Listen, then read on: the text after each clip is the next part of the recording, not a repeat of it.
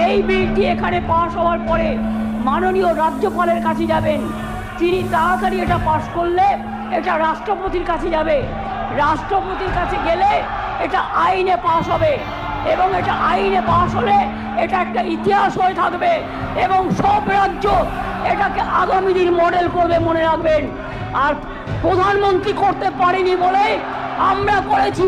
প্রধানমন্ত্রী, আপনি দেশের লজ্জা, আপনি মেয়েদের প্রোটেকশন দিতে পারেন না, তাই আপনার পদত্যাগ দাবি করছি। স্বরাষ্ট্রমন্ত্রীর পদত্যাগ দাবি করছি, বিজেপি মন্ত্রীদের পদত্যাগ দাবি করছি, রাজ্যে যে মুখ্যমন্ত্রীরা আছে পদত্যাগ দাবি করছি। আর অপোজিশন লিডার গুলি চালাবার কথা বলেছেন, তাকেও পদত্যাগের দাবি করছি। আমি এইটুকু বলে সবাইকে ধন্যবাদ জানিয়ে জয় হিন্দ, জয় বাংলা, মেয়েদের জয় হোক, নারী শক্তির জয় হোক।